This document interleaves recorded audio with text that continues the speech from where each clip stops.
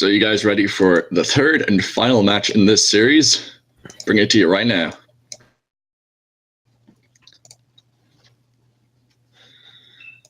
Assuming that we are live. So do you think that we'll get some meme team picks here? Or something that would just insta-blow someone up? I'm expecting the unexpected for this final matchup. That is a very good way of putting it. It could literally be anything. We did see in some of the 5v5s, we saw a tanky Karma in the top lane. I'm saying that because Stern Rowboat is hovering his Karma right now. He could be playing anything. And I'd expect them to more go for a range pick because it's so much easier to duel with a range pickup, of course. But it could actually be anything, especially depending on what sort of champion pool you have proficiency over. He could be proficient in an Echo pick or anything like that. He is hovering the Twisted Fate at the moment, so that has quite a lot of CC with that yellow card and has a lot of damage as well. But we won't know what he'll pick until he locks it in, which will be within the next 10 seconds. He is going back and forth between several different champions, so just see what he locks in. That is a last second change on our end. Very aggressive pick from Lilfa, picking up the Olaf. Speaking about your early aggression, you're getting it here. I'm stoked for this game. This should be such a good game. The Olaf should run so well, but he is against an Annie in the mid lane now.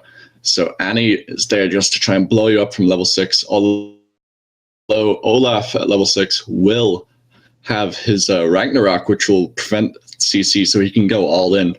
So it'll be a very interesting matchup nonetheless. I just want to see that I just want to see that like full-on mind games in the best of 3 series. So you first pick Aatrox and then you win the game, and then you pick like another champion that's just absolutely moitered like Kalista, and then you win the lane, and then the person is so tilted that they can never play good in ranked League of Legends ever again. That sounds like some serious mind games. If 2 games of 1v1 tilt them that much, they never do well in League ever again. Against Kalista tier and Aatrox tier, yes.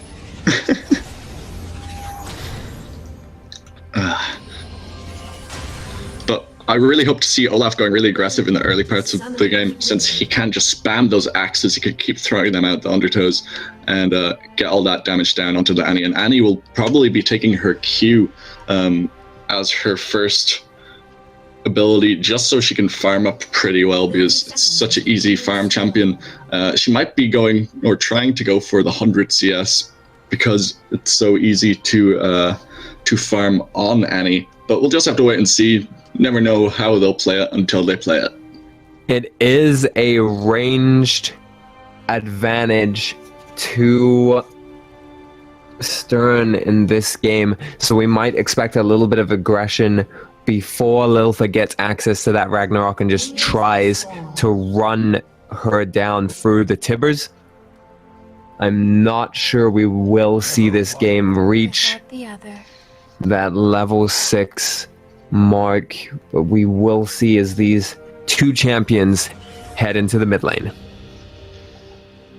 We do see the minions flowing into the mid lane now, which will cause the champions to see one another eventually. Olaf hasn't arrived, but there he is, finally coming into the lane. And we do see that he started off with his I keep saying Doran's ring, but it's Doran's blade. He started off with his Doran's blade, so he wants to get that little bit of sustain in this lane. But Annie does, of course, have that on-click damage from her Q, and also has the range advantage. So we'll just have to see how those undertows work out for Lilfa. But he is getting quite a lot of damage from Stern Rowboat, and proccing that Thunderlords is doing quite a lot of work for him. He also will have really easy access to stuns, targeted stuns, to hit Lilfa every four ability powers, every 4 ability uses. And Olaf will not have access to his Ragnarok until level 6, so it could go either way right now.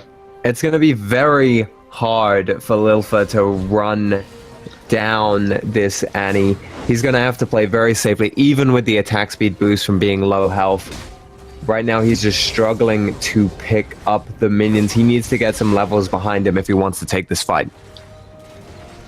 He is two minions ahead of Annie at this point, which is kind of surprising since Annie is such an easy farm champion, as we were saying. But Stern Rowboat is pushing in this wave as hard as we expected it to, but Lilfa is fighting back with getting a decent amount of CS against such a hard early matchup, even though Olaf is such a good early game champion. Difficult in this matchup. Rowboat's been forcing that early aggression, and that means his attention has been taken away from the CS.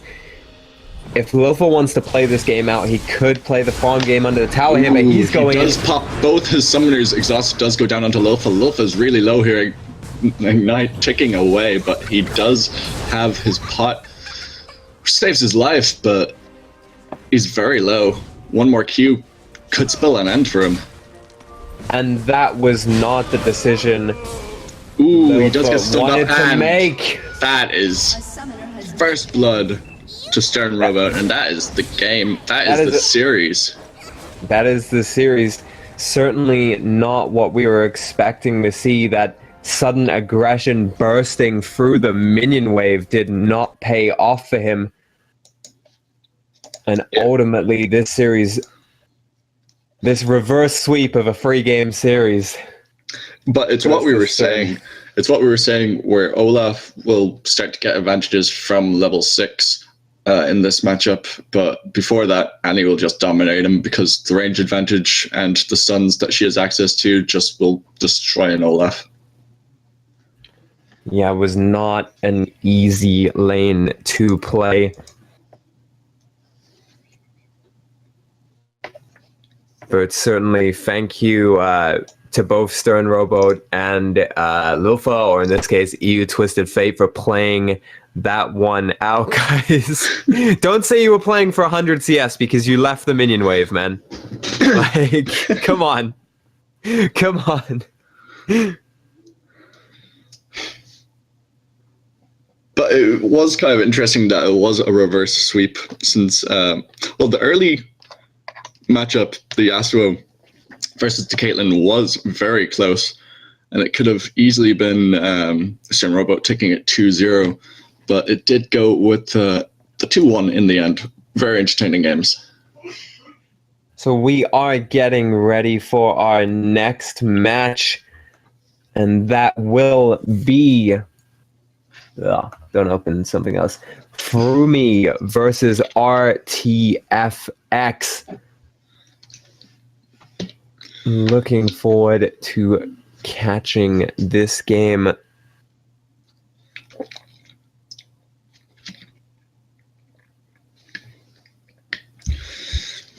I'll just have a look at the two players. One is gold 1 against a diamond 5. So we'll probably be expecting a little bit of a stomp in this. Although Rtfx is a former diamond player on this account as well, so maybe he just hasn't bothered trying to get up back to that diamond status.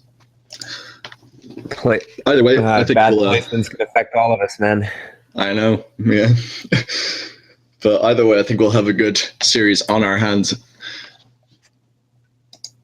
I got placed in silver this season. Had the greatest time of my life. I got placed in bronze 4. Oh, grim. But I'm up at silver 3 now, but I'm just like, You're climbing out, man. Yeah. I was diamond last season, and I literally got placed in silver, and I just felt so bad. There's some challenger player who got placed in bronze. I'm fairly sure. Oh, there were a bunch of glitches last season where that happened quite a bit, actually. Like it basically reset your MMR to 0, And even bronze players have MMR above 0, so regardless of how well you would do in your placement matches, you would still be vastly behind everyone else. So you'd get placed bronze 5. It was like Trick 2G or something that was placed in bronze 5, and you're just like, I feel so sorry for you guys. Yeah. But guys, we are loading into our match here, and it's going to be Lucian versus Lucian. I always enjoy mirror matchups like this because then it's a total test of skill and competence on that champion. We do see that froomie is running heal and flash to Rtfx's flash and exhaust. So looks like my money is going to be on Rtfx for this one. Although he is taking Thunderlord's Decree to that further battle, so never know how it's going to turn out. We have heard this is a grudge match. The Enclave manager taking on their own coach. This was an argument about who drank the last Mountain Dew, and it's being solved out here on the Rift. See just a little bit of spamming of emotes in the mid lane here.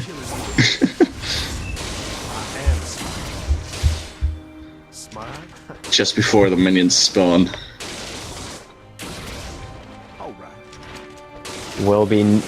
I like the way they're not close enough to trust each other not to take the first shot. Yeah.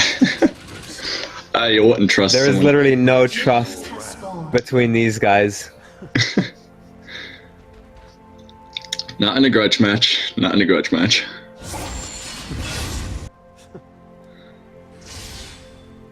And it looks like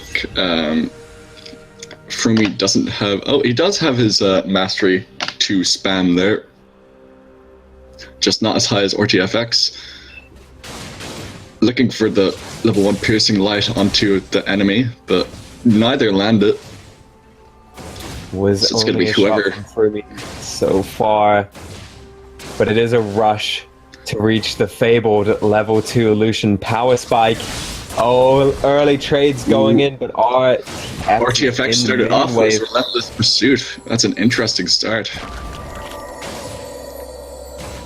The Thunder Lords initially did him a favor, but he was standing in the minion wave, and that trade just lasted too long.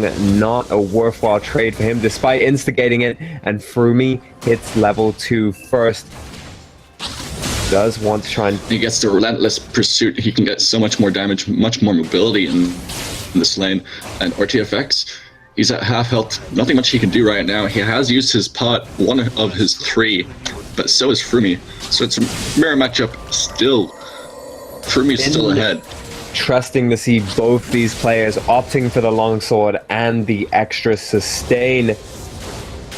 But considering that froomie is running further battle, they're just going for different kinds of aggression. froomie wants these lengthy trades where he can stack up and deal more damage, whereas Rtfx just wants a quick burst for that Thunderlord's proc and then to back away.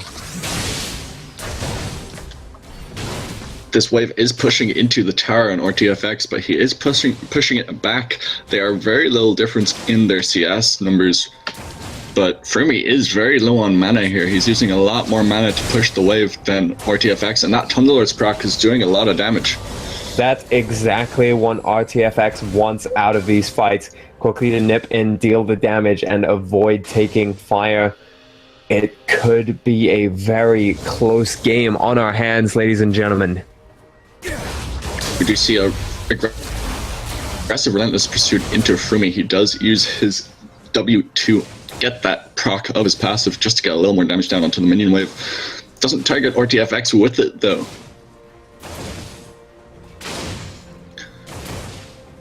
Both mana about the same. Rtfx is being very aggressive. froomie is getting a lot of damage down into Rtfx. The exhaust does go down. He doesn't have enough mana to finish the kill. Both very low. Both having barely any mana. This is flash for flash there, and froomie gets the kill. First blood to froomie. An interesting play there. Both flash in towards each other, but it's the use of that exhaust that fails Rtfx in the trade. He didn't get enough out of it, and the heal ultimately gave froomie the edge. Interesting that when they made that play, they both had the exact same amount of farm. This was not a game that was going to 100 CS. Definitely not, but it was quite interesting that they both decided to go all in at the exact same time. During the lane, they were both just like, right, I'm going in right now, and they both just went in.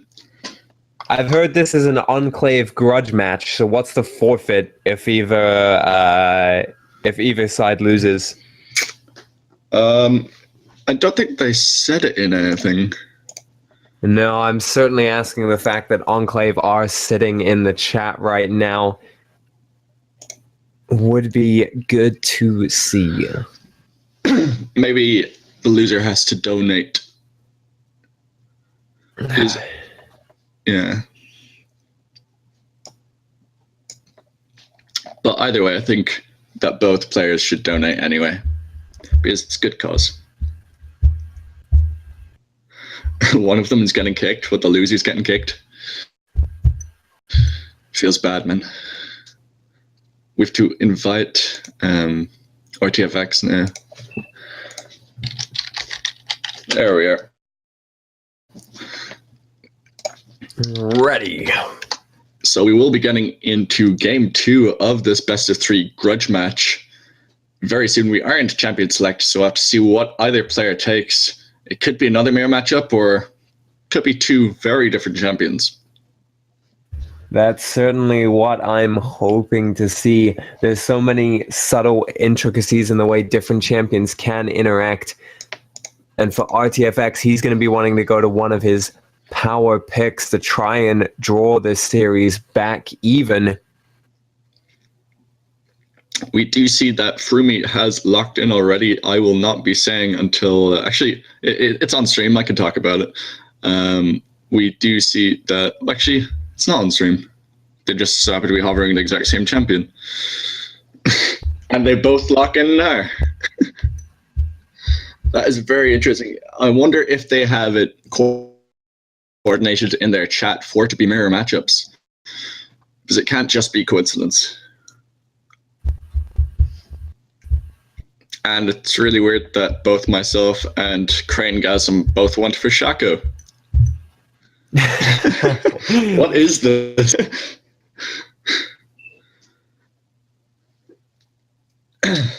You're the odd one out with that Talia pick. I wouldn't even... there's no option for me to run a mirror match. Except I went with Asylum Shaco because I don't own Workshop.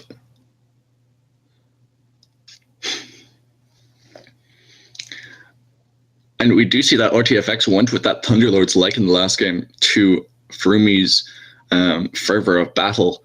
So Fervor of Battle is the more standard on the Gnar. We'll have to see if it will really benefit froomie in this matchup, since the Thunderlords can proc with that hyper proc. So I have to see how they play the lane and who wins the game.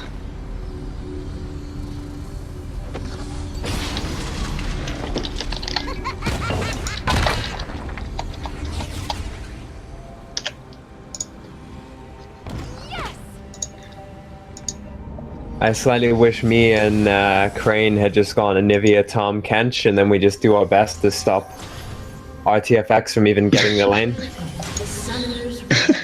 That would be funny. I would enjoy seeing that. Let's go do the worm over here. So apparently the forfeit is now who gets to sleep on the floor in the hotel room or who gets the bed at the LAN. They both get the bed. Oh, baby. Oh, yeah. Froomie just spamming his dance. Shaco, stay there. No.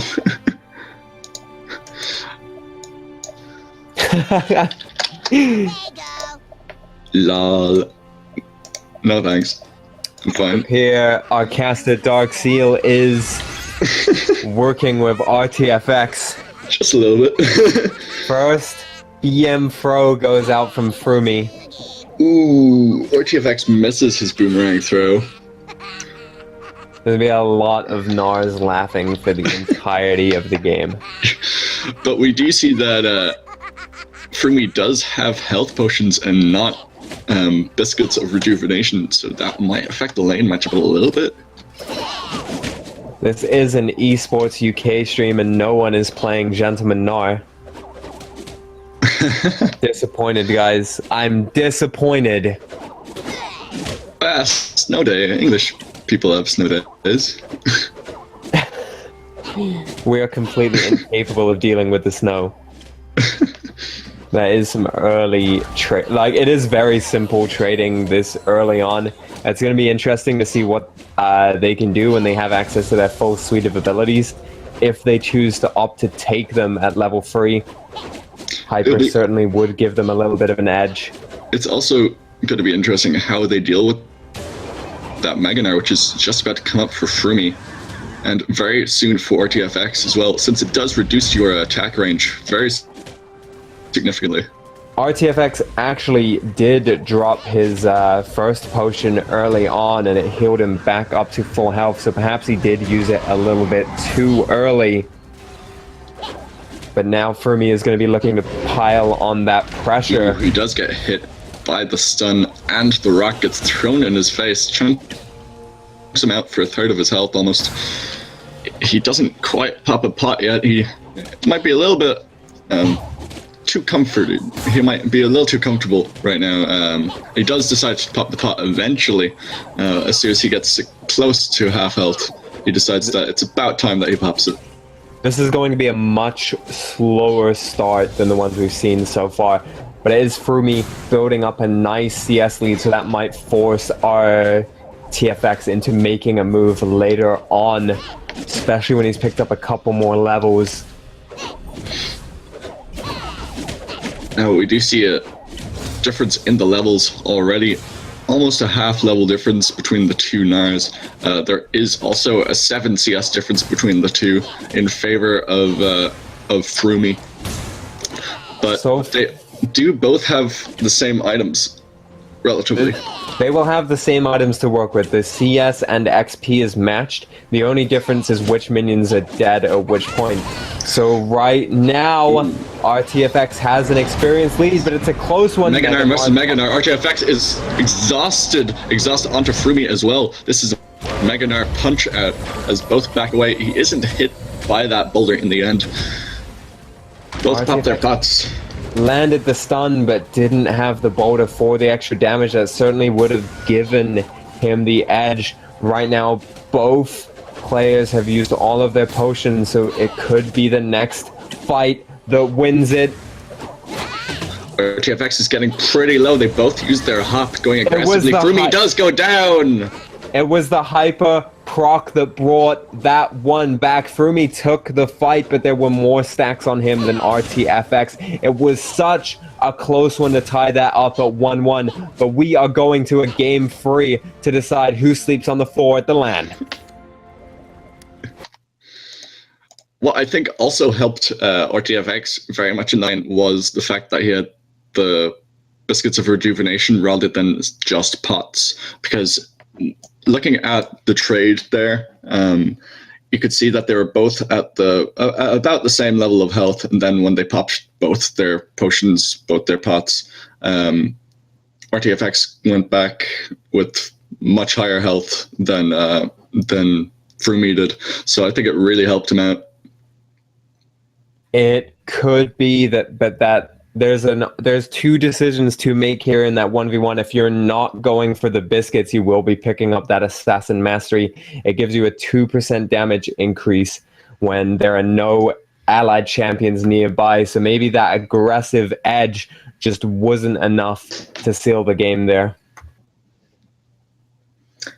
It could have been anything almost, because there's such a small amount of difference in the health. Rtfx just cinched the game from froomie there, so it could have gone either way. Even if a little bit more aggro was taken on the minion wave, it could have gone in favor of froomie.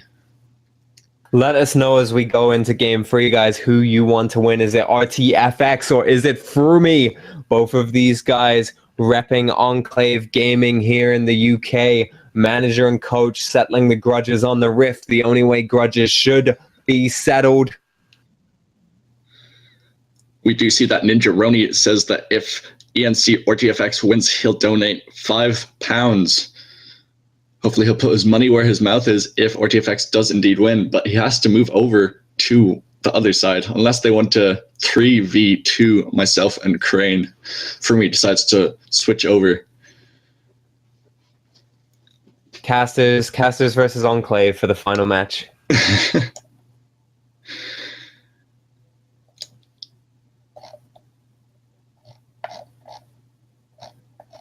I wonder if we will be seeing a final mirror matchup coming out of these players. I would think that we probably will if they want to settle it as more of a test of skill rather than a test of skill and how good they are on different champions. So they might go for the mirror matchup like in the last 2 games, but they could just switch it up and go for completely separate champions. We won't know until we do get into that loading screen.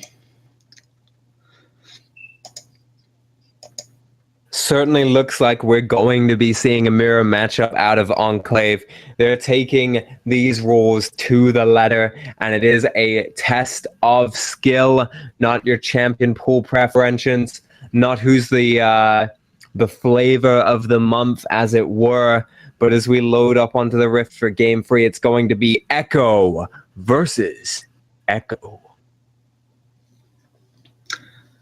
And we'll just have to wait and see what both these players decided to take on their Echoes. So we do see the Exhaust on Rtfx and the Ignite on froomie. Ignite I like on froomie if they get to level 6, because it will reduce the amount of health that Rtfx will have once he uses that Chrono Break. But pre-level 6, Exhaust might work in favor of Rtfx. Considering how little burst damage these characters will be able to pick up, I'm not sure how much the Exhaust will benefit Rtfx in this matchup. He might be running it just so he can slow down just so he can slow down froomie, maybe so that he can close those gaps a little bit easier with his phase dive.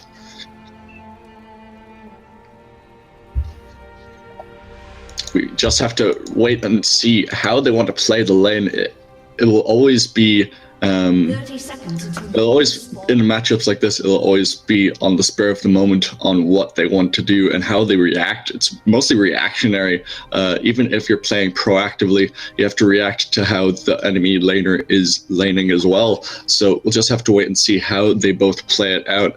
And my money is pre-level 6, it could go either way, but I think after level 6, it's going in favor of froomie.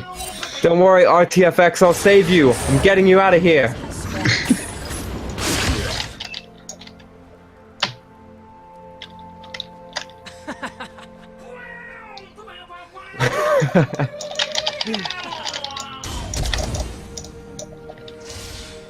Nice flash. 11 out of 10. NA flash. Oh. So we do see froomie zoning away Rtfx a little bit from the central part of his minion wave, but that Time Winder does zone away on its own anyway. Yeah, right now it is just going to be a little bit of pressure trying to use those Time Winders to get you the advantage in the minion wave so you can try and take a fight or rush that level 2. Rtfx getting pushed out from the minions is not good, but at least he's picking up the experience. He's not going to fall that far behind froomie. We do see them both get level 2, and they both get their phase dive. froomie taking quite a lot of damage, and Rtfx actually winning out on these trades. Time Winder does get some damage back onto Rtfx, but in the end, froomie does lose out on those trades. froomie could go down here if he gets the 3rd proc of the passive, but he doesn't quite get that down. That exhaust could be crucial in letting Rtfx chase down froomie Both players have used a lot of their mana up so far. They've been very aggressive in these early levels. But we do see them getting a lot of their health back up. Face dive onto Rtfx. Ignite does go down. Flash from froomie. Exhaust and flash both used by Rtfx. Rtfx very low on health. Both are out of pots. All the pots are down. Rtfx is running one, so that will even up these health bars. Froomie doesn't want that. He's going goes in. Froomie is very low, but it goes over to Froomie in the end. Parallel convergence didn't stun anyone up there. It wasn't the stun he needed. It was the shield, and he got it, and he took the win. So that is 2-1 to Froomie. But because this is a charity stream, and Ninja said that they would donate if Rtfx won. I declare Rtfx the winner. Same here. Rtfx won. Like, for me, just sleep on the floor for charity, okay? Sleep on the floor for charity. That's the way. Sleep on the floor for charity.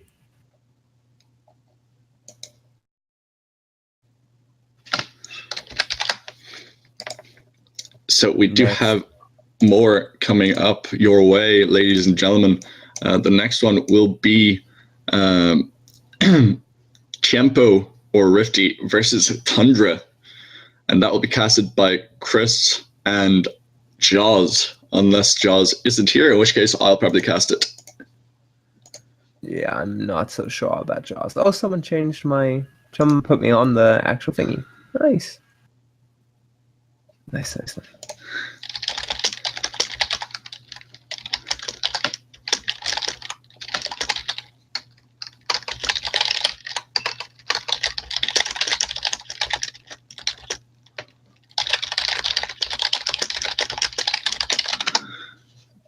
Jaws is online, so I will be DMing him to see if he will be casting.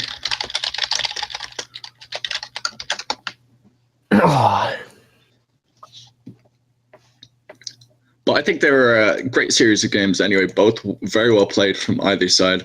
So very close in all of the games, I think so. A lot of those games coming down to the wire, mere points in health bars to decide who is going to win, going to game free every single time. Nothing more exciting in a 1v1, and nothing more for these guys to call out for rematches, and the fact that if anything had gone slightly different, then they could have took the game. Now, ladies and That's gentlemen, the excuse for you guys. Now, ladies and gentlemen, before we get into the next 1v1, we'll be going to a very short break. So please don't go anywhere. Don't forget to donate as well. And we'll be back very soon.